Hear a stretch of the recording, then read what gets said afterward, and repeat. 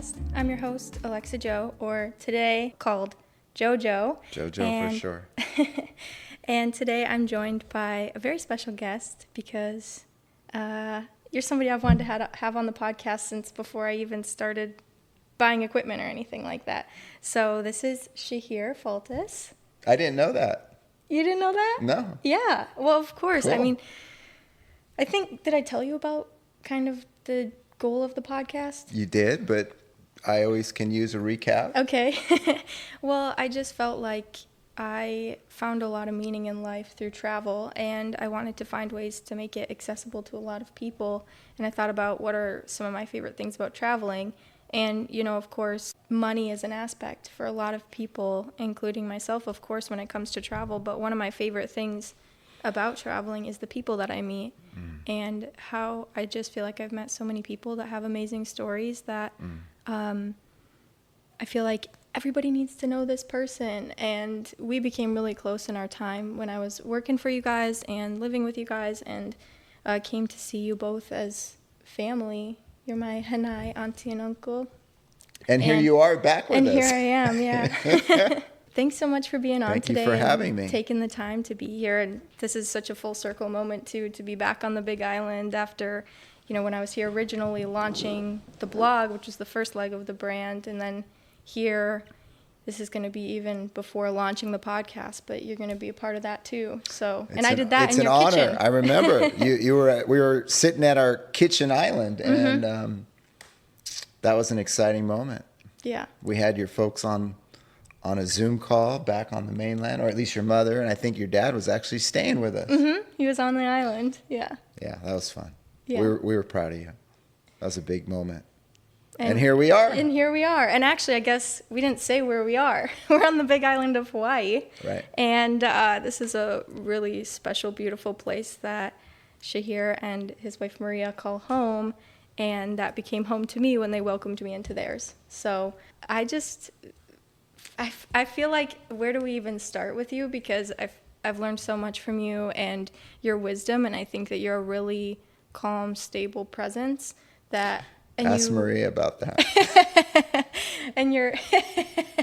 and you're constantly wanting to learn more and be better. That's and true. You've lived such a expansive life. You've done so many things, and so it might seem like a big load. But do you want to start from the beginning? Wherever you want to take me. So your family is from Egypt. They are. But remind me, you grew up in New York. Yeah, my folks are both from Egypt, Okay. JoJo, southern Egypt. They met in Cairo. My mother was an editor for an English news company. My father was a broadcaster. She started editing his words way back then. Wow. And then they came over to the States in New York for a lot of the typical push and pull reasons why immigrants come. Mm-hmm. I was born in New York, to answer your question, upstate, super cold. Lived there for 6 years, most of which I don't remember, not Probably surprisingly. For the best. I do remember mounds and mounds and stories of cold snow, and my brother and I fishing goldfish out of a creek. We lived in a dorm, the upstate New York, in Oswego. My father was the dean of foreign students. That's what allowed us to make it in New York. And we lived in the dorm, which isn't very different from what Maria and I later on did here in Hawaii ourselves. So there was a bit of a full circle moment there. But yes, to answer your question, New York. New York. And then you moved to California from there? In 76. In 76. Oh, why'd you guys go to California? My father landed a gig teaching Arabic at the Defense Language Institute in Monterey. Basically, training military personnel from all the branches in Arabic so that they could serve the country well and maybe build bridges through language in the Middle East. Do you know Arabic? I butcher it. It's a total point of shame because both my parents were Arabic instructors, and here I am butchering the language. Pretty pathetic. Actually, it's related to something important. You know, when you're growing up, identities the formation of your identity is really important. And sometimes you feel pressures, societal pressures, peer pressure to fit in. And the folks I was hanging around with, they weren't Egyptian. They weren't from our neck of the woods. And I went through a period of time where I really didn't want to associate with my heritage. That changed later on, of course. Mm-hmm. But early on, I resisted learning Arabic. After my father passed, after I graduated from high school, I did go back to Egypt and study Arabic. Ironic that I had to leave my home to go to Egypt to study Arabic with my big extended family. And that was really my first coming home to Egypt. That was really, really powerful. Where you learn to feel connected to that sense of who you are. Yeah, I mean, imagine my father just passed. I'm 19 years old, and I'm hanging out with his family really for the first time in Cairo, hearing all the stories about my dad. Nabil was his name, great guy. And it was a coming home. I guess I went there searching to discover parts of him and parts of myself. And it was a wonderful time. That was in, 93. Mm-hmm. And that's when I formally studied Arabic. Yeah, sweet. I feel like that has to be something that a lot of people can relate to, because I think growing up in America, when you're younger, you want so badly to fit in. And I feel like even for myself from the opposite perspective, I didn't think much about, having a culture or all of this. But now that I am older, I think, wow, how amazing that is that people have that culture in their families. People in Vietnam have specific culture, people in Egypt have specific culture. And then for me, I feel like my family, we don't have much for, traditions, and we all speak English. And that's, I'm not saying I dislike that or anything, but I just feel like I've learned to appreciate that and feel like I appreciate other cultures so much more, and how special that must be to be able to have that within you that you can connect with. Yeah, I think it really is special. And it's not uncommon for first-generation Americans to go through the kind of change or transition or metamorphosis that I did, where at first there's some resistance, and then as you get a little wiser or as you get a bit older, you start to explore that and lean into it eventually. And you say, you know what? Maybe I don't need to fit in. Maybe I was born to stand out a little bit, and this is pretty cool. I'm Egyptian, Let's peel the layers back, Yeah. And so it became a point of pride, and now I'm sort of like the guy on my big fat Greek wedding, driving my family nuts about all good things coming from Egypt. So definitely grateful for my Egyptian family and heritage. And going back to how your parents were teachers of the Arabic language, you actually went down the path of working in schools and teaching as well. I did. And you did amazing, really groundbreaking work, honestly, there. I mean, just long-lasting impacts, and I think that's definitely worth diving into a little bit. If you want to just talk about how you even got into that, because also, even before that, I think it's really, really cool that you went to community college. Yes. And then you were able to get into one of the best schools there is. Well, listen, I was such a bum student in middle school and high school. If you go back and talk to people who went to school with me, I was the class clown, JoJo. Oh, I don't believe it. Dude, I gave my teachers hell. And most of them, unless I really, really liked them, and if they were the kind of teacher that knew how to connect with someone as elusive. Did you get that karma back as a teacher? No, I kicked ass in the classroom. If I could go back and talk to my rookie classes and apologize to those poor kids, but once I got my feet on the ground, I had such a great ride as a teacher and a principal and a school leader and a community leader. So grateful for all of it. But, I guess your question is, why did I get into education? Yeah. And how did that happen? Yeah. Well, I think on one level, obviously being around my parents, parents have enormous impact on kids.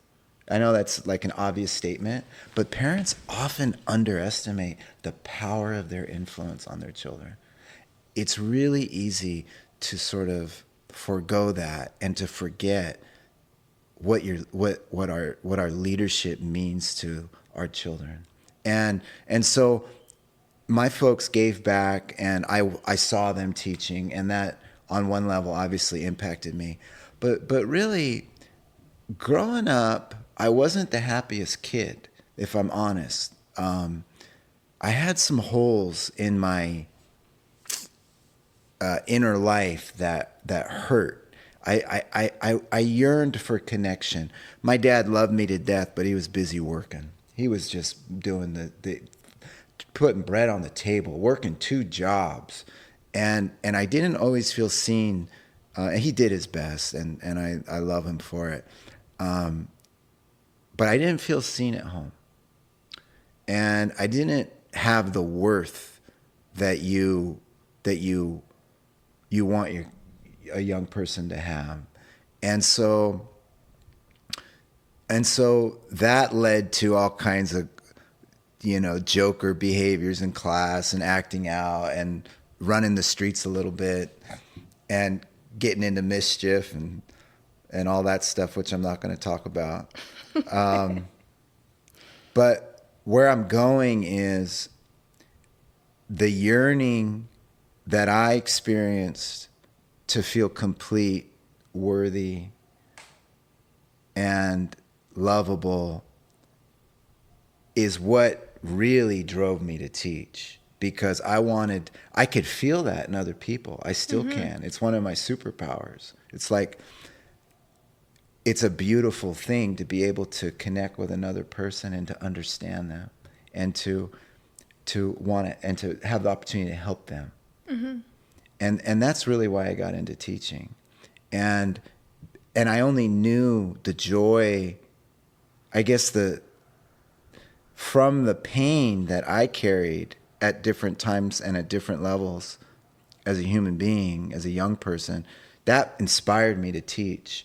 And it became the well of wisdom and connection, and it fueled my capacity to be able to build bridges and to reach people, other people, reach kids and teachers and parents, community members that maybe others couldn't reach from my own pain. I don't think that's very uncommon. I think that you talk to a lot of people, and maybe they'll tell you a similar thing in their own field.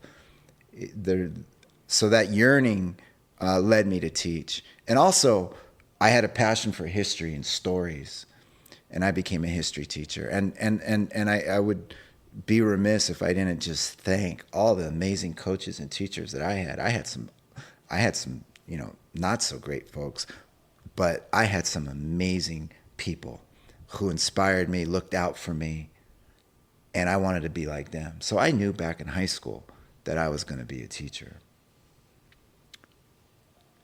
I knew that. And a coach. Coach? That's the newest one. Yeah, it is. I'm officially a certified personal trainer. Woo! Yeah. Coach Shaw. Coach Shaw. Did that answer your question? Yeah, it did, for Good. sure, but I have more. Go ahead. So where did you go to school again?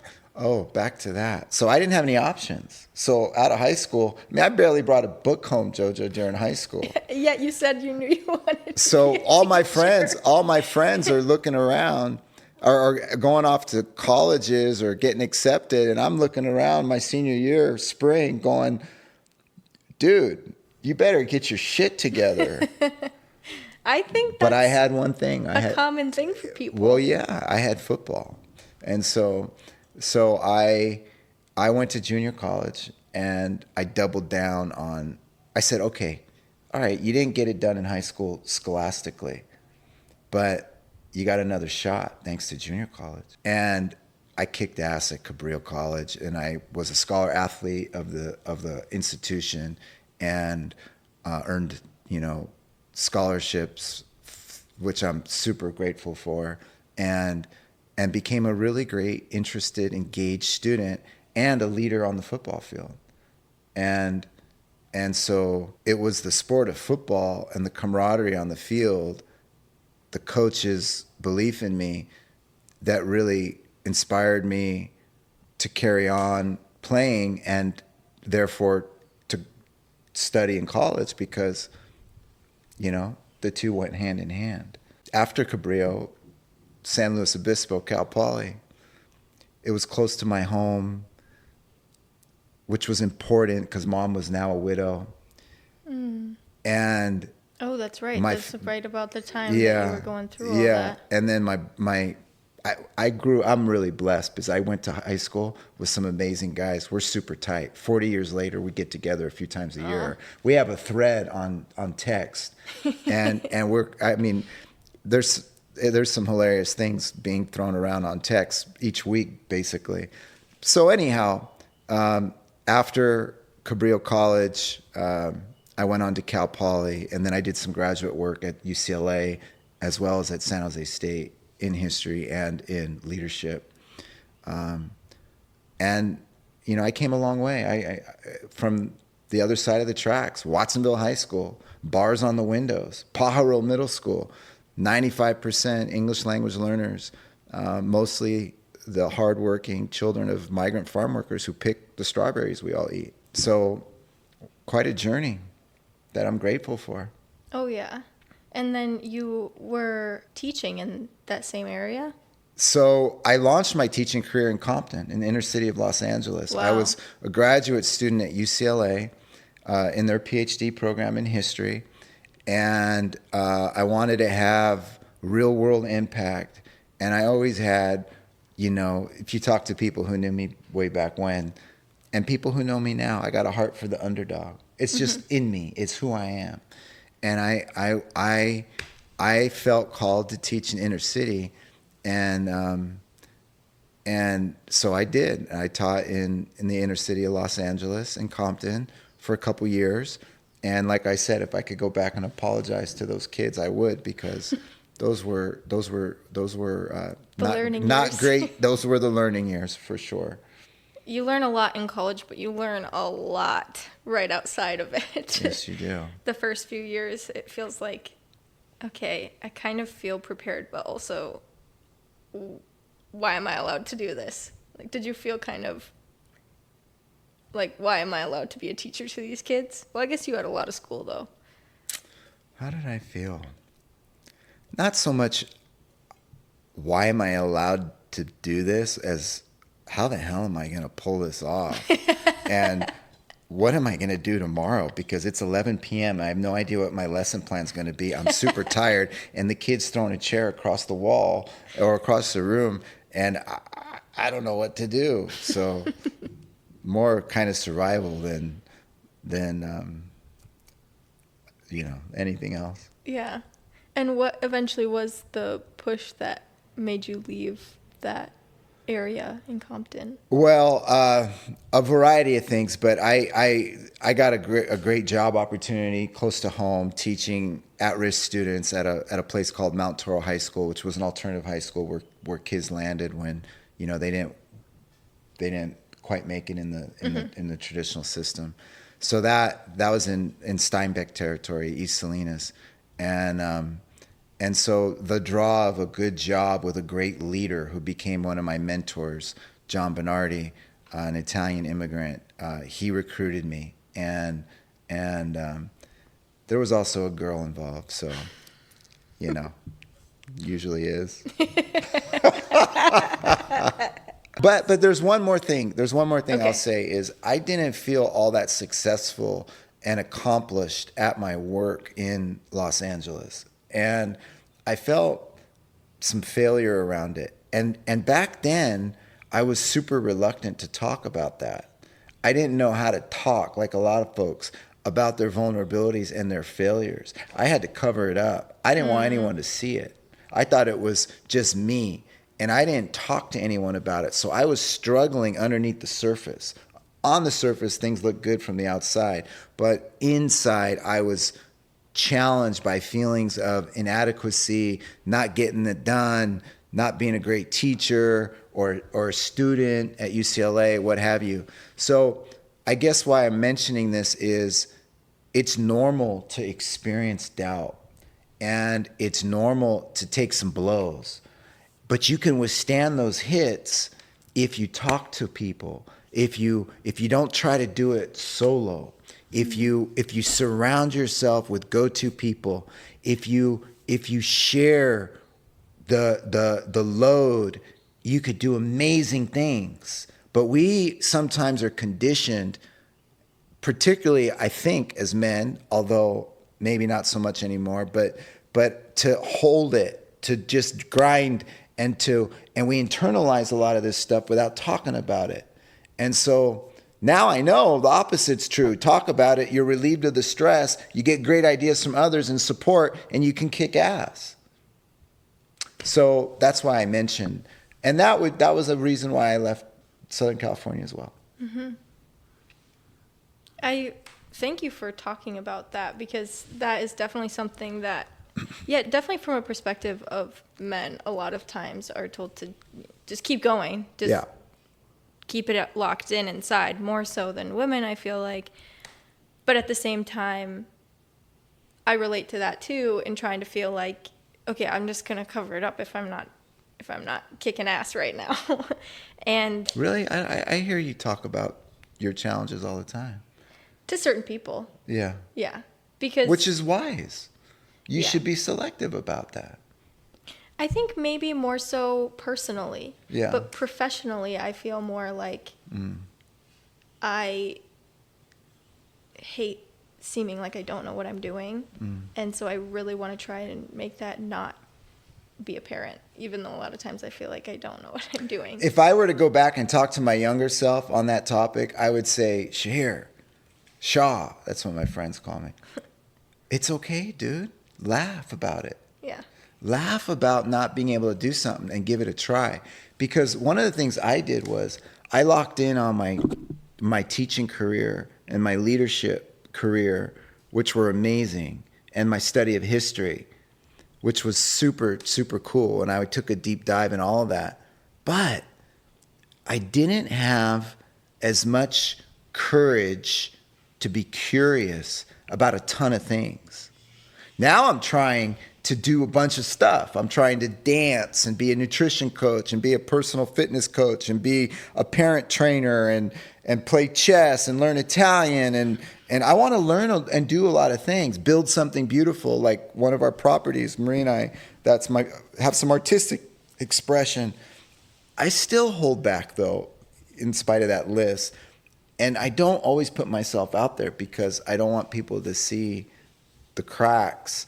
So that's something I would tell my younger self is don't wear a mask and laugh a lot at yourself and learn. Mm-hmm. Yeah. It's okay. It's good to always be learning. And that's kind of a thing that in my personal life, yeah, I'm a lot more open about a lot of things, or I'm struggling in this way. But it really is that professional way. But like you were saying, you should be still continually learning. You should always be getting better. I hope that in a few years, I'm better than I am now, even though now I want to be perfect. So good luck. I'm working on it. Going on from I guess what I'm saying is perfection's the enemy of progress, right? You hear that a lot, but in my case, for example, I didn't progress in a lot of different areas or a variety of interests until later because I aimed for perfection, and the fear of not being perfect held me back. We don't need to beat the horse dead anymore, but that's what I'm trying to say is take some risks, laugh at yourself, don't take it too seriously, go for it, swing the bat, hit a home run, whatever, you know? Yeah. You always said that. I always say that. It's just swing one the bat. Of my cheesy baseball metaphors. But you also, going to shift gears a little bit here, going back to your schooling, because you taught at a school that is a different structure. It's not Montessori. What is it? So I was blessed with a lot of different settings in my career, but what you're referencing is my time in Waldorf education. Yes. So I was fortunate enough to be around some real thoughtful community members, and we launched. I was part of launching several schools, and they were, the ones you're referencing are Waldorf-inspired schools. And a Waldorf-inspired school aims to teach the whole human being there, and has a really clear picture of what that means. It's kind of unique in that sometimes you just go to a school, you send your children to school, and there isn't a real clear basis or aim of what we're going after. But with Waldorf education, we're trying to develop the intellect, the head, the academic capacities, of course, but also the heart, the emotional, social, emotional well-being, which we call the heart. So the head, the heart, and then of course the body, and and along with the body, because the body's not any good without the will. So the will and the capacity to do through the body and through this sense of strength and fortitude, or will, if you will. And then lastly, we also had this element of like the spiritual or ethical component of being human being, wanting to nurture that as well. Because what good is it to develop brilliant folks who don't have ethics? We have a few of them running around now, and running. And so Waldorf education begins with a clear picture of the human being: head, heart, hands, ethics. And then in an interesting way, we layer the curriculum to mirror the development of the human being, so that the material we bring and the way that we teach, so the curriculum, and the instruction, the how we teach, align to the developing person as they come of age. It's super cool. That is super cool. Yeah, I mean, I could give you a bunch of examples, so I'll give you one example. In the area of technology, we didn't put an iPhone in a kid's hand in fourth grade. We agreed as parents and educators, we're going to hold off on that, and we're going to develop some ethical capacities, give them some case studies, help them think about what it means to have a tool before you actually are given the keys to the car. We might want to think about that a little bit more as a society. Anyhow, that's kind of where I started. And Waldorf education was also super involved when it came to nature-based studies, gardening, health, traditions, rhythms, rituals around the seasons, and a real joy and celebration for learning and for life, honestly. And it was just, it was amazing. Yeah. I'm curious if you ever got transfer students that came from a traditional school and how they reacted to the different form of learning. We often did, and usually they just soaked it up because they felt relief from some of the pressures experienced elsewhere, and a sense of community in a classroom, but also school-wide, was super important. And so we consciously developed ways to incorporate newcomers. We actually had a whole program called Compassionate Campus, and that was a weekly school-wide project, award-winning, by the way, project where we promoted social intelligence, but also connection. And there was a whole effort to embrace newcomers. So most newcomers did super well. Not all, but most. Right. It's definitely an adjustment. No question. But that must have been really incredible to watch the students grow and learn in that way, because they become good people, or they become great people. Yeah. And who care about others in the world. A lot of them are doing great things. And they have a sense of what they care about. Yes, a strong sense of ethics. Yeah, because you gave them the opportunity to explore it. Yeah, and I got to commend their parents. I mean, the families in these school communities are so committed to their children. Oh, yeah. And they love learning. The kids love learning. They're not just grade grubbers, you know. Right. They're like doing it because they want to learn. They're curious. A great human quality is to be curious. They were curious. And then you ended up leaving California Yeah. to come to Hawaii. Back in 2004, I was working for the school district, not a Waldorf school or district, a traditional school system in Salinas. I was the assistant principal at a place called Washington Middle School, south side of Salinas. And I had already gone through the teaching ranks. And as an AP, the district would send me out across the West Coast of the United States to recruit other teachers and educators into the district. So I would attend regularly conferences.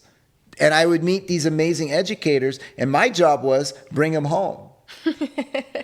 Well, at one breakfast, I ran into a fella named Bart, and Bart, super interesting guy, was wearing a lei.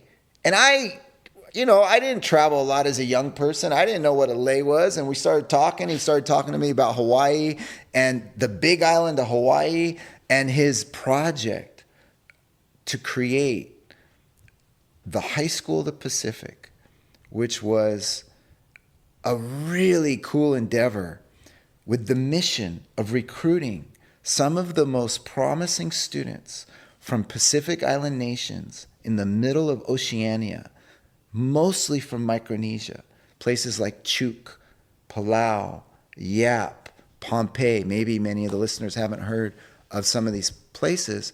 But the mission of the school was so compelling to me. It was to recruit a cadre of leaders from these disparate islands, bring them together to Hawaii, let them live together, provide them a college prep education that was bicultural in that it honored their culture as well. And Bart was uniquely positioned to do that because he was Chuukese and he cared a lot about his people.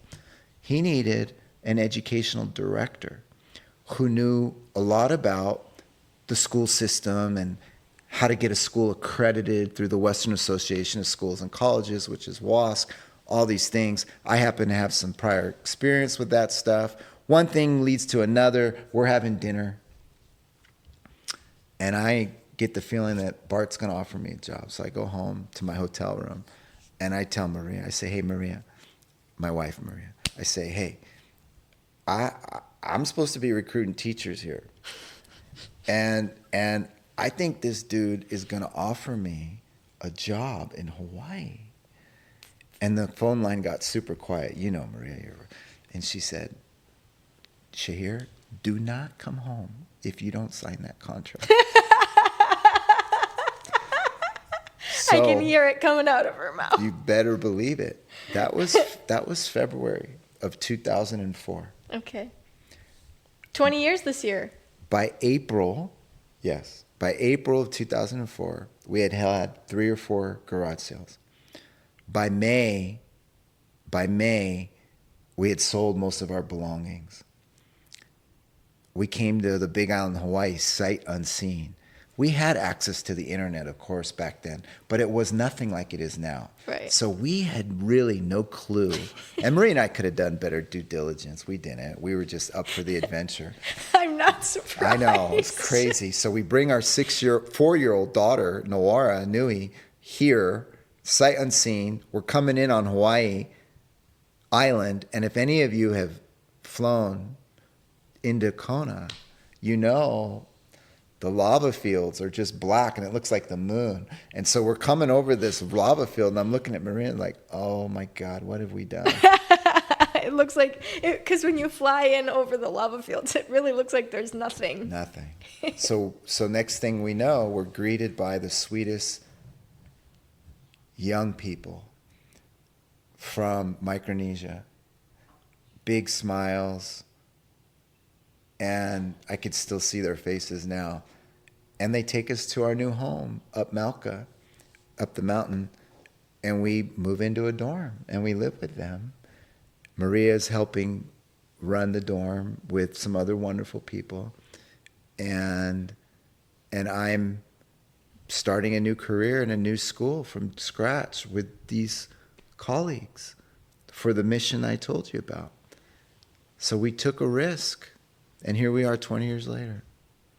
So your dorm, I'm a little bit curious about living in a dorm with a family, because Yeah. I'm thinking about my college freshman year dorm. Yeah. And mine was not shaped like most people's, but mine was just long and skinny. Whoops. It was just long and skinny, so not that long. It was very small. But you just walk in and it was bed, desk, bed, desk. That's it. So how did you live in that with a kid? Well, listen, when I say dorm, I could see why your mind flashed on. To college dorms? Yeah. I mean, they weren't luxurious. I believe it was a 1-bedroom, basic space. Certainly. Not what you were living in Certainly California. better than most people live in the world, though. Yeah. But not where I live now. Yeah. It would be a stretch to say we were roughing it, but I mean, it wasn't luxurious. It was basically an apartment. Yeah. Yeah. So we came full circle so that's 2020. No, that's 2004. Mm-hmm. So in 1970, I'm living in a dorm in New York with my folks. So however years later, it's 20, what is that, 34 years later, I'm raising my kid in a dorm like my folks raised me. Mm-hmm. And, from you guys talk about Nui all the time. Yeah. And she was just an adventurous little resilient kid.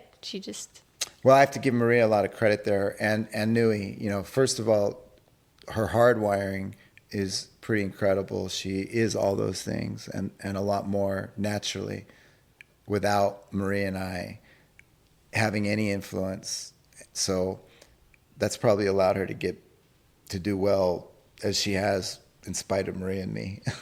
But anyway, Maria made her childhood super magical. Yeah. And gave Nui a strong sense of optimism and spontaneity and interest in the world. And we wanted her to trust people. So the idea of living in the dorm was great to us because since she was little, we tried to put her in the hands of other people. We didn't want her to fear other people. Of course, one should have a healthy reservation when necessary and the ability to discern. Mm-hmm. But that's not what I'm talking about. I'm talking about walking through the world with a trusting orientation. Life's much happier when you do that. Even when you get hurt for being that way. It's worth trusting other people, even if you get hurt. Mm. So Nui, she grew up around these amazing people. And you bought Kona Mountain Refuge down in South Kona when you first got here, or not first got here, but the first time you were living here. So we're in Salinas, California. We sell everything but our house. Mm-hmm. We come here, and Maria will recall this better than me, but this is my memory. Okay. We come here. We're living in the dorm. We still have a home in California, and then and we don't have a home here, and then the market starts to improve in California even more and heat up, and we're really intrigued by life in Hawaii. Mm-hmm. So we met a wonderful realtor who became one of our dearest friends named Joyce Seelan. She's an attorney, amazing attorney herself. But Joyce found a home actually above the airport, not Kona Mountain Refuge, but the cottage. Oh, the infamous cottage, the cottage, which none of us like to clean. Anyway, we bought the cottage first while we were living in the dorm. Oh, really? And this was back so we were looking good on paper because we had a home in California that was rented out. We had an income, but no rent here. And this was in the days before the 2008 economic collapse. So it was a lot easier to get loans. We called them stated income loans because you state your income and the bank said, okay, Oh my gosh. Another way to say it, liar loans. We didn't lie. We just said what our income was. We stated it. That's all you had to do. No proof or anything? Minimal. And there was a way around it. So anyway, we landed a loan, bought the cottage, stayed in the dorm, eventually sold the house in California, rolled that into Kona Mountain Refuge, which became our family home and our joint, Maria and I, our joint lifelong artistic expression and project to create a place near the place of refuge of Hawaii where folks can unwind, chill out from the rat race for a minute, think about what matters most, and maybe go back home a little clearer and a little happier after being at Kona Mountain Refuge. And that's what we did. And that's exactly what it is. Most of the time. unless you're a woofer. Not only a woofer. I mean, I got to go up there in a few hours and do some work. Yeah.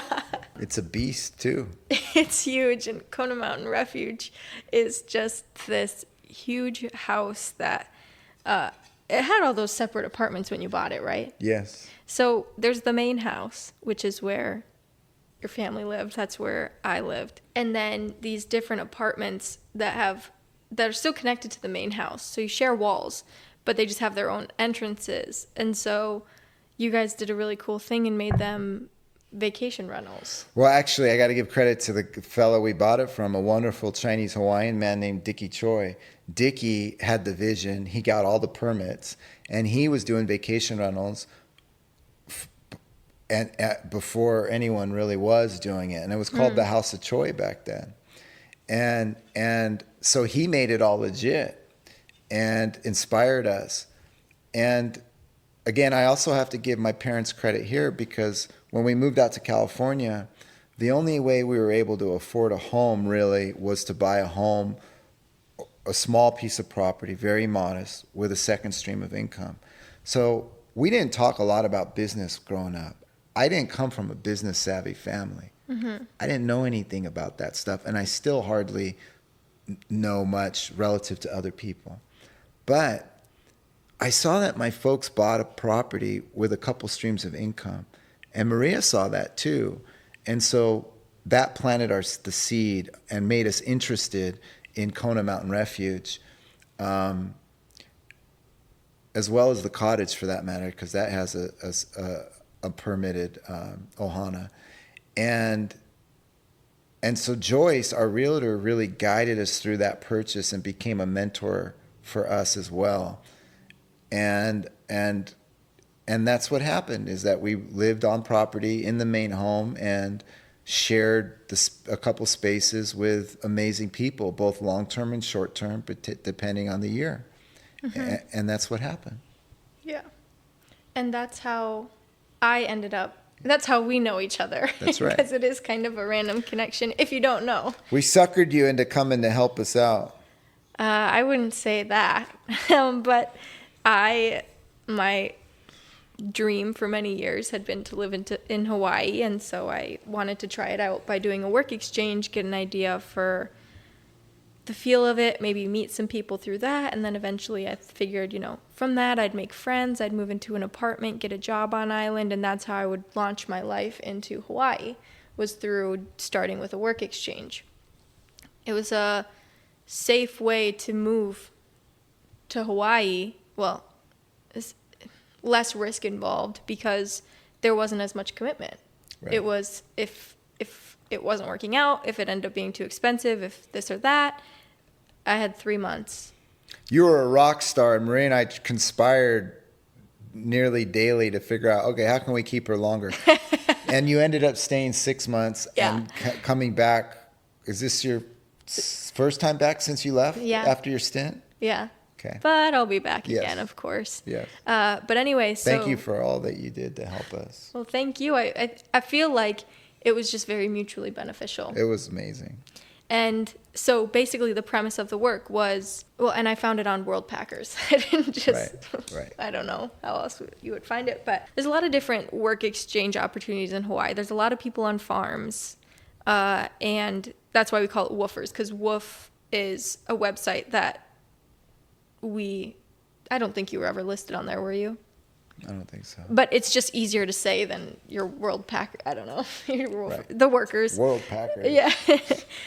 There's a lot of different websites for it. So I was looking at all of them. And actually, the Big Island wasn't my first choice. Oh, yeah. I wasn't considering it. I wanted to be on Oahu and Honolulu because that's where, the young people were. At the time, I was fresh out of college. So I thought maybe I'd find some people near the college, make some friends, blah, blah, blah.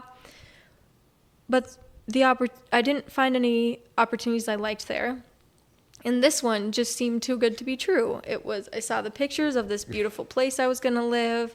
I really liked the vibe I got from you and Maria's pictures and your bios, and so I applied, and it was to basically help manage the property, so do the housekeeping for the vacation rentals, guest relations, gardening. Weeding.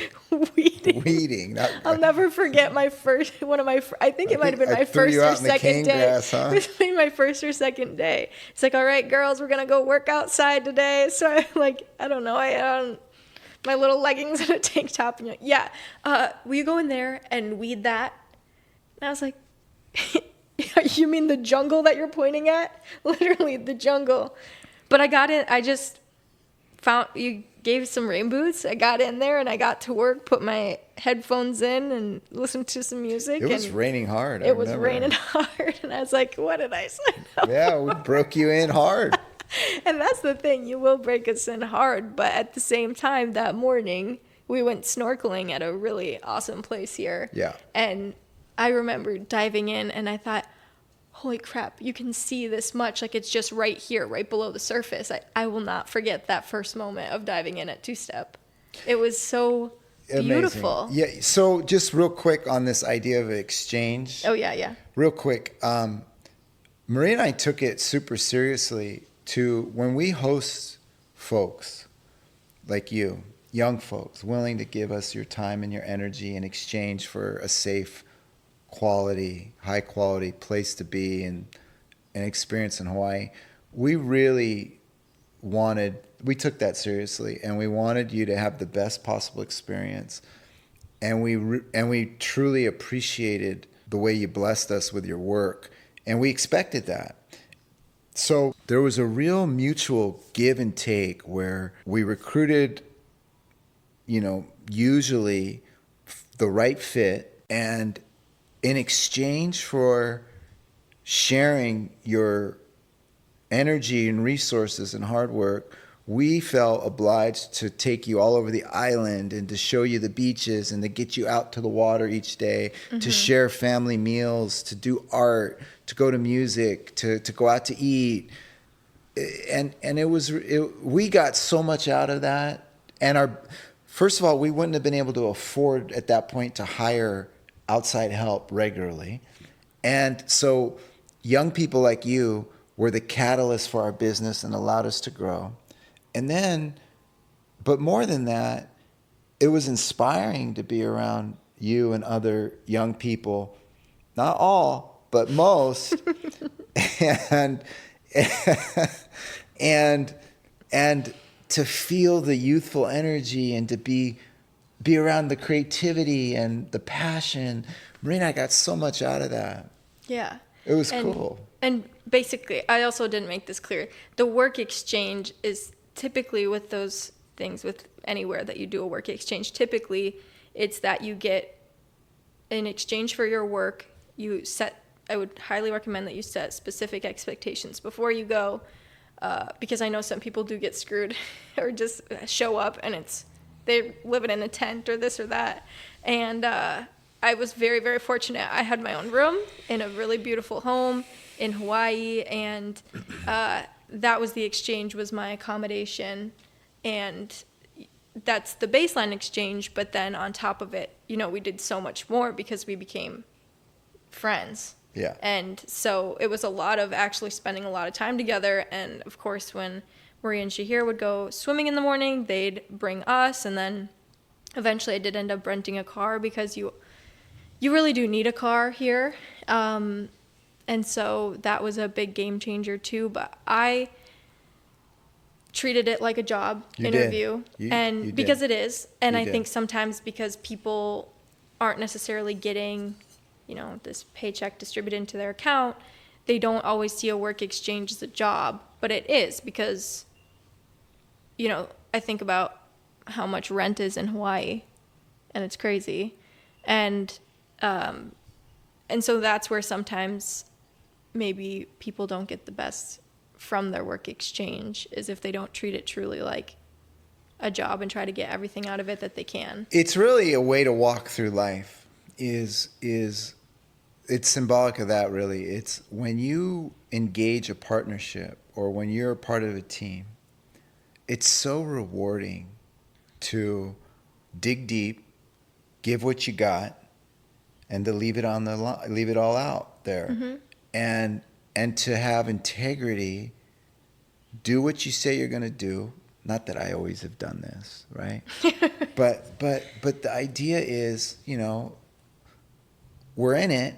Let's do our best so that when I look back, I can be really proud of the impact that I had. So like, for example, Jojo, you can look back at the time at KMR and you could say, honestly, I gave it my very best.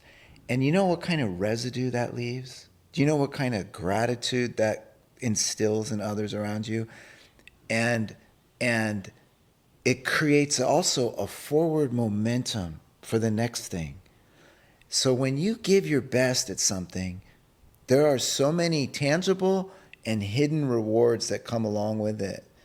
And that's what I think about when I think about the exchange. It's an exchange, excuse me. It's an exchange of a lot more than just, you do this work for us, we provide you a bed to sleep in. And it really can be a super amazing thing depending on if you find a good one for you. Like, something for me was, a lot of the opportunities I was seeing was, being someone's live-in nanny, kind of like an au pair, but, from the States. So, and then also working on a farm, which I would love to be that kind of girl, but I know myself. and originally on your listing too, it said tent, and what you because on that website you can say the accommodation option, so it's like, okay, I'm a little bit worried about this. But what you meant was that you have camping gear that we can borrow. Right. And I was fully expecting to live in a dorm, kind of like in a hostel, like multiple bunk beds, just us. But then it ended up being not that at all. And coming back here this week, I went back to KMR, which is no longer where you guys live, and you don't do work exchange anymore, which I completely understand. And after 40 some people coming in and living with you and welcoming random people into your home that you just have to trust, like you said, it's worth it to trust. I'm really happy for you guys with this new stage of life, living in this beautiful home. The camera can't see it, but we have the most incredible view of the town and the ocean, and just really beautiful place. But I went back to KMR earlier in my stay here, and I just felt so grateful, like really just so grateful. Like, how did I hack life like this, that I came upon this incredible opportunity? I think about all the places I could have ended up, or people I would meet at the farmer's market that they were also woofing, or I think there were some people at farms near us that the situation was just definitely more roughing it. And I can't say I was roughing it too hard, except for when it would be pouring rain and Shaheer said, "You got work to do, kiddo." But you do it, and I feel really, really proud of the work I did, because I know that in every unit I cleaned, there was not a speck of dirt on the floor. Those beds were made tight. You could bounce a dime on that thing, and there was not a weed left in the gardens when I was done with them. No. And I feel really proud of that work. Yes. And of how I was able to learn so much during that time. And then, I even did get the opportunity to go to Oahu, because you guys had some friends that needed some help over there. And I ended up not wanting to live there at all, and being Which excited. was contrary to what you originally thought. Exactly. So I just think, trust your gut, even though if you think, oh, this will be a a leaping off point. This will get me over there, and then maybe I'll end up going to Oahu. And then it just didn't feel right for me for living there. Of course, it's Hawaii. It's a really beautiful place. Oahu has its own collection of incredible things to see and do. But I really felt home in the Big Island at that point. And I eventually did leave because it just came to a natural conclusion. It was time for me to move on and do some things. And there's some things that I'm really glad I was home for. Not the winter particularly, but family things and losses and stuff like that. And then I wanted to go adventure more. But this will always feel like a place that's home for me. And I don't think that's exclusive to just being the island that it is. It's also because of the connections that I have here because of you guys, and because by the end of my 6 months, which was only supposed to be 3, and was maybe even not going to be able to happen because I think a week or 2 before I was supposed to come, I broke my wrist and needed surgery. And I was so scared you guys were going to have to fill my position, and I would understand, but I was just heartbroken. So I just came here earlier than my doctor advised, and I did it, and I'm glad I did. I mean, everything's fine, but it all just worked out. And now I have this beautiful place to come and see you guys and reconnect. And yeah, I know I always have support in you guys. Yes, you do. And I am feeling really, really grateful for that because, well, for a number of reasons, but a lot of people don't have that in anybody. And I have that in a lot of really amazing places. And especially not all of the people that have come to work for you guys. It hasn't always worked out that way. And I also met some really wonderful friends that I still keep in touch with and intend to travel with again, and had some really amazing things that are times that are what this whole brand is all about, is those moments that make life feel like it's worth living. And sometimes in life, you know, there's a thing called chemistry, and when it's there, it's really magical. And you meet a friend who things are just easier, or the trust is just high. And so when you put yourself out there, when you trust other people, you end up making these really high chemistry connections with a few of the folks that are traveling along with you in life. And that is really magical. And those people, those friends that you collect along the way are cherished. And they're really the gold in life. And it all starts by being curious about Hawaii, being curious about an exchange, leaning into that curiosity, saying yes, and going for it. Leaning into the curiosity. Yeah. And now you guys are in a different chapter of life, still doing them as vacation rentals, which they're really just really beautiful places to stay. Yeah, we're in the getting old stage of life now. Someday I'm going to come and I'm going to be a guest in one of those places. You bet. I got to pick which one. But I am just so happy to have been able to come back, and it feels different but the same. And yeah, I'm excited for you guys and all the different things that you're up to, especially your new stage of life, which is super into the fitness and the coaching, and asking me if I want to go to boot camp in the mornings. Yeah, it's a fun time. You know, Noara is off on her own mostly, and living in Southern California. I'm 53, so the 50s are often about like, sorry, young guy. Yeah, I'm sorry to talk about the 50s, but the 50s are about, each decade has its markers, and the 50s are about being there for your kids as guides,